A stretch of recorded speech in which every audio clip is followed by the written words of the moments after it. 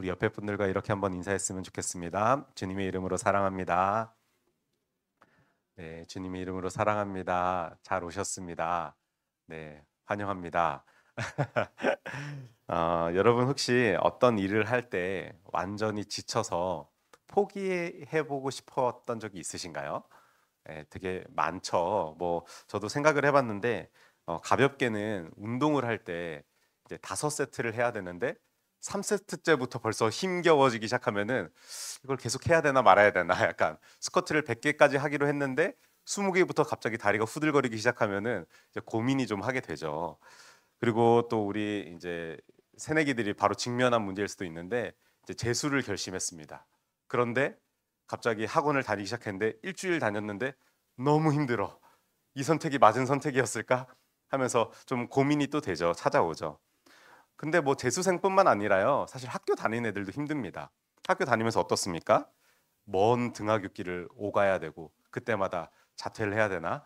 이런 고민을 연속적으로 하게 되고 그러면서 또 수업도 얼마나 다양한지 특별히 이제 3, 4학년쯤 되면 이제 학교에 적응했기 때문에 잘 알지만 새내기들은 너무 많은 수업들이 이제 개강이 쫙 열리면은 뭘 선택해야 될지도 되게 어렵고 고민이 되거든요. 뭐 그런 문제부터 해서 뭐 동기들도 사귀어야 되고 선배도 있고 후배도 있고 뭐 여러 가지 뭐 교수님하고도 사이가 좋아야 되고 이런 여러 가지 고민들이 찾아오곤 합니다. 그리고 뭐 학생뿐만 아니라 우리 직장인 여러분들은 어떻습니까? 직장을 다니시면서 학생들은 등하굣길이지만 여긴 출퇴근길입니다. 삶을 걸고 이제 다녀야 되는 그런 길을 오갈 때마다 또 좀 안 좋은 선임들을 만날 때마다 이 사람에게 치이랴 저 사람에게 치이랴 이럴 때마다 이직을 해야 되나 이거 다 때려쳐야 되나 뭐 그냥 여행이나 갈까 막 이런 고민들을 하게 된다는 거죠.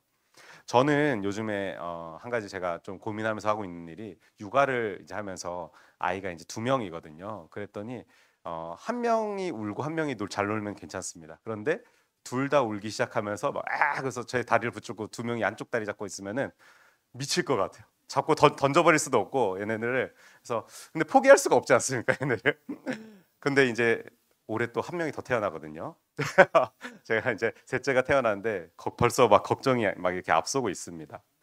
아무튼 여러분 현대인들은요 정말 바쁜 삶과 무거운 책임 속에서요 지치고 낙심할 때가 얼마나 많은지 모릅니다.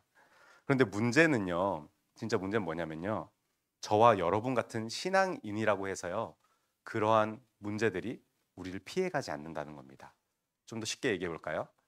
예수를 믿는다고 해서요 세상의 걱정과 근심과 고민들이 사라지지 않는다라는 것입니다. 아니 어쩌면요 예수님을 믿는다는 이유 때문에요 우리에게 더 큰 어려움과 시련이 찾아올 때도 있습니다. 우리 새내기들 막 이제 학교 들어갔을 텐데 술자리가 엄청 많을 거고 그죠? 직장 생활 하시면 어떻습니까? 너무 당연하지 않습니까? 우리의 신앙을 지키고 이것을 살아가는데 예수님을 믿는다는 이유 하나 때문에라도 우리가 살아가는 게 조금 더 버겁게 느껴질 때가 있다라는 것입니다. 그럴 때면은 우리는요 오늘 본문에 나온 엘리야처럼요 하나님 저 이만하면 됐습니다. 이제 제 생명을 거두어 가십시오. 저 이제 살 소망이 없습니다. 그냥 죽는 게 나은 것 같아요. 라는 고백을 우리 가운데 하고 있을지도 모르겠습니다. 그러면서 우리가 하나님을 외면하고 돌아서서 홀로 절망의 동굴 속으로 들어갔던 이 엘리야처럼 우리가 그런 모습을 취할 수도 있게 된다라는 겁니다. 그런데 여러분 한번 생각해 보십시오. 엘리야가 어떤 선지자입니까? 위대한 선지자 아닙니까? 이스라엘 역사상 하나님의 능력을 나타냈던 그 위대한 선지자 엘리야도 이렇게 지쳐서 쓰러지고 홀로 사막으로 도망쳐 버리는 그런 모습이 엘리야한테 있었다라는 겁니다. 여러분 이런 사실이 있었다는 게 믿겨지십니까? 그러면 엘리야가 왜 이렇게 지쳐가지고 이렇게 도망을 쳐버린 걸까요? 하나님이 부르셨던 그 자리가 아니라 그냥 자기 살고자 아이 모르겠어요 하고 도망쳐서 광야길로 가버렸거든요.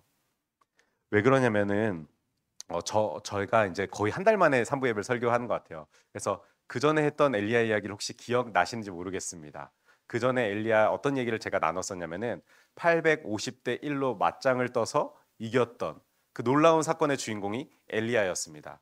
그러니까 바알과 아세라 선지자 850명과 하나님을 믿는 오직 자신 하나 그렇게 해서 누가 진짜 신인지 대결을 하고 그 대결에서 놀라운 역사로 승리를 했던 사람이 바로 이 엘리야라는 사람이었습니다. 그리고 그뿐이었습니까? 엘리야가 그렇게 승리를 거둔 다음에 갈팡질팡 신앙의 갈팡질팡하던 이 북이스라엘의 온 백성들이 그 모습을 보고 하나님이 진짜 신이구나, 바알과 아세라는 가짜구나 하는 것을 깨닫게 된 아주 놀라운 사건을 일으켰던 사람이 바로 이 엘리야라는 사람이었습니다. 그런데 여러분, 이렇게 놀라운 사건 뒤에 엘리야에게 돌아온 것은 무엇이냐면요, 바로 영광의 자리가 아니라 죽음의 협박과 위협이었습니다. 이 아합이라는 왕이요, 자기 아내였던 이세벨에게 쪼로로 쫓아가서 이른다고 제가 말씀을 한번 드렸던 것 같아요. 그래서 여보, 내가 졌어, 얘가 이겨가지고 왕씩이나 돼가지고 구질구질하게 그렇게 찾아갔다는 겁니다. 그래가지고 했더니 이세벨이 화가 나서 이렇게 약속을 하는 겁니다. 내가 오늘 이 바알과 아세라 선지자들 것처럼 엘리야 네 목을 치지 않으면은 내가 신들에게 벌을 받을 거다, 이런 약속을 하면서 사신을 보내서, 미리 그냥 가서 죽였으면 상관없을 것 같은데 사신을 먼저 보내더라고요. 사신을 보내가지고 엘리야에게 경고를 합니다. 그때 엘리야가 그 소리를 듣고요, 무척 두려워 떨게 됩니다. 그러면서 어디로 가냐? 광야로, 그러니까 소위 말하는 사막으로 숨어 들어가게 됩니다. 그렇게 숨어 들어가면서요, 여러분, 이 엘리야가 정말 하나님의 일을 한 것 아닙니까? 다른 일 한 거 아닙니다. 자기가 좋아하는 일을 했던 게 아니라요, 정말 하나님이 하라고 하셨던 그 일을 했던 겁니다. 그리고 그 일을 아주 성공적으로 했습니다. 그런데 그런 엘리야에게 돌아온 것은 바로 죽음의 위협뿐이었다는 겁니다. 그 앞에서 믿음을 지켰지만 그는 살해 위협으로부터 도망치는 신세가 되고 만 것입니다. 그렇게 된 엘리야가요, 이렇게 고백하는 장면이 나오는데 4절 말씀에 엘리야가 이렇게 고백합니다. 우리 같이 한번 읽어볼까요? 시작. 자기 자신은 광야로 들어가 하룻길쯤 가서 한 로뎀나무 아래에 앉아서 자기가 죽기를 원하여 이르되, 여호와여, 넉넉하오니 지금 내 생명을 거두시옵소서. 나는 내 조상들보다 낫지 못하니이다 하고. 아멘. 여러분, 광야로 도망친 엘리야가요, 하나님 앞에, 하나님 차라리 저 죽여주세요. 저 이제 못 해먹겠어요. 선지자 집도 이거 아닌 것 같아요. 하나님 말 다 듣고 여기까지 왔는데 어떻게 저한테 이렇게 하실 수 있습니까? 하면서 조금은 하나님에게 울분을 토하는 그런 메시지를 하나님께 전달하고 있는 것입니다. 완전히 다 포기해버린 상태였습니다. 여러분, 이때 우리 하나님께서는요, 이토록 지치고 낭망한 엘리야를요, 책망하지 않으십니다. 혼내지 않으십니다. 도리어 그를 다시 회복시키시는 것을 볼 수 있습니다. 여러분, 우리는 오늘 이 엘리야를 회복시키는 하나님을 함께 묵상할 건데요, 우리 역시 신앙이 흔들리고 무너질 때 하나님께서 어떻게 회복시키시는지 함께 묵상할 수 있는 시간이 되기를 바랍니다. 첫 번째 방법은 이것이었는데요, 같이 한번 읽어볼까요? 시작. 첫째, 하나님이 직접 돌보십니다. 우리 5절부터 8절까지의 말씀 다시 한번 같이 읽어보겠습니다. 시작. 로뎀나무 아래에 누워 자더니 천사가 그를 어루만지며 그에게 이르되, 일어나서 먹으라 하는지라. 본즉 머리맡에 숯불에 구운 떡과 한 병 물이 있더라. 이에 먹고 마시고 다시 누웠더니 여호와의 천사가 또 다시 와서 어루만지며 이르되, 일어나 먹으라. 내가 갈 길을 다 가지 못할까 하노라 하는지라. 이에 일어나 먹고 마시고 그 음식물의 힘을 의지하여 40주 40야를 가서 하나님의 산 호렙에 이르니라. 아멘. 엘리야가요, 사막에 갔을 때 어떤 한 로뎀나무 아래에서 지쳐서 거기에서 그늘을 피해서 그늘 밑에 들어가서 이제 잠을 청하게 됩니다. 그래서 여러분, 뭐 카페 이름에 이제 교회 카페 로뎀나무 이런 게 많죠. 쉬라는 뜻입니다. 그래서 이렇게 로뎀나무 아래에서 좀 쉼을 청하고 있었는데 그때 하나님의 천사가 엘리야에게 찾아옵니다. 그런데 빈손으로 찾아왔나요? 먹을 것을 들고 왔죠. 그래서 먹을 것을 가지고 엘리야에게 먹이십니다. 그런데 이 일이요, 단순히 한 번에 끝나는 게 아니라 엘리야가 힘을 내서 움직일 그때까지. 언제까지요? 엘리야가 다시 힘을 내서 걸어 다닐 수 있을 그때까지 하나님께서는 천사를 통하여서 그를 격려하시고 그를 먹이시고 그리고 그를 지켜 보호하여 주셨다라는 겁니다. 여러분, 여기서 하나님께서 그냥 단순히 하루가 아니라 40주 40야를 일을 돌보셨다라는 표현이 나오는데요, 여러분 40이라는 숫자가 사실 성경에서는 굉장히 특별한 숫자입니다. 우리 성경에서 아는 좀 자주 등장하는 숫자들 있죠. 혹시 뭐 아시는 숫자가 있을까요? 특별한 숫자 1, 3, 7, 12, 40. 요 정도 숫자는 우리 좀 외우고 있으면 좋은데 왜 특이할까요? 1은 한 분 하나님을 좀 상징하는 거고 3은 뭘까요? 숫자 3. 삼위일체를 좀 상징하겠죠. 그리고 7, 숫자 7은 성경에서 말하는 완전수에 해당하는 수입니다. 그리고 이스라엘 사람들이 완전수다라고 말할 때 숫자 7을 말하고요. 그리고 12는 뭐가 나올까요? 뭐 12제자가 바로 나오죠. 그리고 또 12지파가 나오겠죠. 구약에서는. 그리고 40은 뭘까요? 40은 정말 자주 나오죠. 성경에. 광야를 몇 년 동안? 40년 동안 헤매고 또 보통 금식을 며칠씩 해야 됩니까? 40일을 합니다. 그렇게 하는 것처럼 이렇게 방금 성경에서 나오는 특별한 숫자들은요. 사실 정말 뭐 이제 학자들마다 견해가 다르지만 성경에는 이제 광야 시절을 40년 동안 보냈다라고 기록을 하지만 어떤 학자들은 40년 동안이라고 숫자를 딱 정해서 진짜 40년이 아니라 이 이스라엘 사람들이 애굽에서의 버릇이 완전히 뜯어 고쳐지는 그 해까지. 그러니까 이 방금 말씀드렸던 이 숫자들은요. 성경에서 말하는 완전히 꽉 찰 때까지를 의미합니다. 그러니까 이 의미를 여기서 갖다 붙이면요. 엘리야가 지쳤던 그 힘이 완전히 회복될 때까지 하나님께서는 그를 먹이시고 돌보시고 격려하셨다라는 겁니다. 그래서 여러분 이 8절을 보면요. 엘리야가 음식물의 힘을 의지해서 호렙산으로 간다 이렇게 기록이 되어 있는데요. 여기서 음식물의 힘을 제가 원어로 좀 찾아봤더니 하나님의 힘이라고 해석할 수 있습니다. 그러니까 쉽게 말해서 엘리야는 음식을 먹으면서 하나님께서 주신 그 음식, 즉 하나님의 능력을 힘입어서 하나님을 만나기 위해 호렙산으로 나아갈 수 있었다라는 것입니다. 여러분 호렙산은 어떤 곳입니까? 다른 말로는 신의 산이라고도 하거든요. 신의 산은 어떤 곳입니까? 모세가 하나님을 만나서 하나님으로부터 율법을 받았던 곳, 하나님의 언약을 약속의 말씀을 받았던 그곳이 바로 신의 산이라는 곳인데요. 그곳으로 하나님을 만나러 이 엘리야가 뚜벅뚜벅 나아갔다라는 겁니다. 어떻게요? 자신의 힘으로요? 아니요. 하나님이 주신 능력으로요. 그 하나님의 능력을 의지해서 하나님의 자리로 하나님을 만나는 그 자리까지 최선을 다해서 나아갔다는 것입니다. 여러분 이런 엘리야랑 대조되는 모습이 성경에 또 등장하는데요. 바로 계속해서 지금 제가 언급하고 있는 출애굽 당시에 이스라엘 백성들이 그렇습니다. 여러분 이스라엘 백성들은요 그 당시에 애굽에서 고통당하고 핍박당해서 영적으로나 육적으로나 아주 피폐해진 상태였습니다. 그래서 그들이 하나님께 부르짖었고 소리치는 그 소리를 우리 하나님께서 들으시고 그들에게 모세를 보내주셔서 그들을 애굽 가운데서 인도해 내십니다. 그렇게 인도해 내실 뿐만 아니라 정말 홍해를 가르시고 그들을 건너게 하시면서 그리고 그 사막 가운데서 물을 주시고 만나와 메추라기로 먹이시고 구름 기둥과 불 기둥으로 그들을 지켜 보호하여 주시면서 하나님이 약속하신 그 땅 가나안까지 계속해서 하나님께서 인도하셨던 그 민족이 바로 이 이스라엘 민족이었습니다. 여러분 이스라엘 민족이 사실 했던 거는요. 하나님의 능력을 의지해서 걸어 나아가는 것. 그것밖에 없었습니다. 그 사람들이 할 수 있는 건 그것밖에 없었다고요. 그런데 이 사람들이 그렇게 합니까? 안 합니까? 그렇게 안 합니다. 물 없다고 불평하고 고기 없다고 불평하고 하나님이 매일같이 지켜주시고 보호하시고 격려하시고 힘주시고 이끌어 주시는데 그냥 눈앞에 펼쳐진 사막 때문에 더워요, 추워요, 배고파요. 매일같이 원망을 일삼았던 사람이 이 출애굽의 당시 광야 시대의 이스라엘 백성들이었다는 것입니다. 여러분 엘리야와 이들의 극명한 차이점은 무엇일까요? 하나밖에 없습니다. 하나님의 능력을 의지해서 하나님께서 인도하시는 그 길을 걸어갔느냐 아니냐의 차이고 결국 그 차이가 너무나 큰 차이를 만들어 버리죠.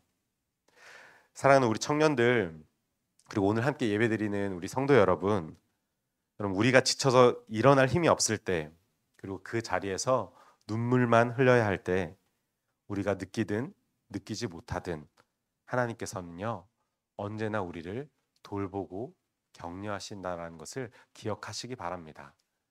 여러분 때로는요 너무 힘들어서 그 격려조차 느껴지지 않을 때가 얼마나 많은지 모릅니다. 때로는 내 눈앞에 있는 상황이 어찌나 비참한지 내 마음이 다 무너져 내려서 하나님의 돌보심을 전혀 느끼지 못할 때도 너무 많이 있습니다. 그런데 여러분, 그럴 때는요, 내 감정을 믿지 마십시오. 내 생각과 내 눈에 보이는 상황들을 믿지 마십시오. 그걸 완전 외면해 버리란 얘기가 아니라 그 상황 때문에 하나님이 나를 돌아서셨다라는 그런 마음을 사탄이 나에게 막 뿌려주는데, 그때 그 말을 우리는 믿으면 안 된다는 겁니다. 그럴 때는요, 나에게 주어진 것은 하나님께서 나를 돌보고 계신다라는 것을 내가 믿고, 그리고 그 하나님의 힘을 의지해서 우리는 하나님 앞으로, 그래도 하나님께로 나아가야 한다라는 것입니다. 여러분, 이것이 우리가 기억해야 할 첫 번째 메시지입니다. 그리고 둘째는 바로 이것인데, 같이 한번 읽어볼까요? 시작. 하나님은 고요한 음성으로 찾아오십니다. 조금은 길지만 우리 9절부터 13절의 말씀을 메시지 성경으로 제가 한번 준비해 봤는데요. 같이 한번 읽어보도록 하겠습니다. 시작. 그는 어느 굴 속으로 들어가 잠이 들었다. 그때 하나님이 말씀이 그에게 임했다. 엘리야야, 여기서 무엇을 하고 있느냐? 엘리야가 말했다. 저는 마음을 다해 만군의 하나님을 섬겨왔습니다. 그러나 이스라엘 백성은 주님의 언약을 버린 채 예배 처소를 부수고 주님의 예언자들을 죽였습니다. 저만 홀로 남았는데 이제 그들이 저마저 죽이려고 합니다. 그러자 하나님이 말씀이 다시 들려왔다. 나 하나님이 지나갈 것이니 너는 가서 산 위에서 하나님 앞에 주의하여 서 있어라. 거센 폭풍이 산들을 가르고 바위들을 부쉈으나 하나님은 그 바람 속에 계시지 않았다. 바람이 지나가고 지진이 일었으나 하나님은 그 지진 속에 계시지 않았다. 지진이 지나가고 불이 일었으나 하나님은 그 불 속에 계시지 않았다. 불이 지나간 뒤에 부드럽고 고요한 속삭임이 들려왔다. 고요한 음성을 들은 엘리야는 큰 겉옷으로 얼굴을 덮고 굴 입구로 가서 섰다. 고요한 음성이 물었다. 엘리야야, 말해보아라. 내가 여기서 무엇을 하고 있느냐? 아멘. 여러분, 말씀을 보면요, 엘리야는 하나님을 만나기 위해서 호렙산에 있는 동굴로 들어갑니다. 그렇게 동굴로 들어가서 엘리야는 하나님께서 지나가시는 것을 만나게 되는데요. 근데 여기서 조금 희한한 장면을 하나님께서 엘리야에게 보여주십니다. 먼저 산이 막 갈라지고 산에 있는 나무가 다 뽑힐 정도로 거센 폭풍이 막 불었는데 하나님께서 거기 계시지 않더랍니다. 그리고 나서 그 폭풍우가 지나간 다음에는요, 땅이 흔들릴 정도로 엄청난 지진이 일었는데 하나님은 거기에도 계시지 않았다라는 겁니다. 그리고 그 지진이 끝나자 산을 다 태워버릴 정도로 엄청난 불이 그곳 가운데 있었는데 그곳에도 하나님은 계시지 않았다라는 것입니다. 그러면서 이렇게 눈에 보이는 큰 일들이 다 지나가자 하나님이 굉장히 고요한 속삭임으로 엘리야를 찾아오셔서 말씀하시는 것을 엘리야가 경험하게 됩니다. 여러분, 어쩌면요, 엘리야는요, 이 놀라운 기적 가운데 하나님을 찾으려고 했는지 모르겠습니다. 그 전에 자기가 일으켰던 그 기적도 물론 하나님의 힘을 힘입어서 일으킨 기적이지만, 아무도 제단 위에 그 850명이나 되는 바알과 아세라 선지자가 기도할 때에도 하늘에서 불이 떨어지지 않았는데, 자기가 기도 한마디 했을 때 하늘에서 불이 떨어져서 자신이 세웠던 여호와의 그 제단을 활활 타오르는 것을 경험했던 사람이 엘리야였습니다. 그러다 보니 이렇게 놀라운 일들, 놀라운 기적들, 이런 위대한 모습들 속에서 하나님이 나타나는 것을 엘리야가 기대했을지 모르겠다라는 말씀입니다. 그런데 여러분, 이 모습이요, 마치 우리가 하나님을 만나는 일에 조금 이렇게 하나님을 만나는 일을 떠올릴 때 생각하는 것처럼 우리도 그렇게 엘리야처럼 생각하고 있지는 않으십니까? 가끔 제가 우리 청년들에게 너는 하나님을 인격적으로 만났니? 막 미리야, 너는 하나님 인격적으로 만났니? 뭐 이렇게 물어보면은 어떻게 할까? 우리 청년들 반응이 어떨까요? 약간 동공이 흔들립니다. 동공면서 막 만났나? 약간 나를 의심하시는 건가? 약간 이런 눈빛으로 이렇게 쳐다볼 때가 있는데요. 여러분, 왜 우리 청년들이 이 하나님을 만났냐고 물어보는 질문에 확신 있게 네, 저 하나님 만났어요. 오늘도 만나고 있어요. 라고 말하지 못하고 마음이 흔들리고 생각이 흔들리게 될까요? 이유는 간단합니다. 엘리야처럼 생각을 하는 겁니다. 뭔가 특별한 경험이 있어야, 영적으로 뭔가 내게 뜨거운 경험이 있어야, 진짜 하나님의 목소리가 내 귀에 들리거나, 아무도 없는 데서 기도하는데 갑자기 야 누구야? 이렇게 말하는 음성이 내 귀에 들리거나, 아니면 정말 죽은 자가 내 눈앞에서 일어나는, 기도함으로써 일어나는 그런 경험이 내 안에 없기 때문에 내가 하나님을 만났나? 하나님이 나와 함께하고 계신가? 하는 고민이 내 안에 생긴다라는 겁니다. 물론 여러분, 우리 하나님은요, 놀라운 일을 하시는 분이십니다. 말씀 한마디로 해와 달과 별을 만드신 분이시고요. 바다를 가르시는 것이 우리가 가위로 종이를 자르는 것보다 더 쉽게 하실 수 있는 분입니다. 정말 마른 땅에서 샘이 일어나게 하시고 죽은 자를 한마디로 일으켜 세우실 수 있는 그런 전능하신 분이 바로 우리 하나님이십니다. 그럼 우리는요, 이런 전능한 하나님과 개인적으로 만나는 영적인 경험이 분명히 필요합니다. 여러분, 이거 필요 없다고 말씀드리는 게 아닙니다. 우리에게 개인적으로 찾아오시는 그 하나님, 정말 영적으로 우리 가운데 만나 주시는 그 하나님을 우리는 경험해야 합니다. 그래서 우리가 이런 하나님과 가까워지기 위해서요, 수련회도 가는 것이고 막 비전 트립도 가는 것이고, 우리가 시간을 내고 재정을 들이면서 하나님과 조금 더 가까운 곳에, 하나님만 생각할 수 있는 그곳에 가기 위해서 우리가 그렇게 하는 것이죠. 근데 여러분, 진짜 기억해야 될 것은 이것인데요, 하나님은요, 우리가 기대하는 방식, 뭐 기적이나 강한 역사보다요, 조용하게 우리에게 찾아오실 때가 훨씬 더 많으시다라는 것입니다. 여러분, 우리에게 하나님이 어떻게 찾아오시는지 아십니까? 날마다 우리가 하나님 앞에 기도할 때, 우리가 매일 말씀을 묵상할 때, 그리고 우리가 주님 앞에 이렇게 나와서 집중해서 하나님 앞에 예배할 때, 여러분, 하나님은 매일의 삶 속에서 나에게 찾아와 주시고 참된 평안을 우리 가운데 허락하시는 것입니다.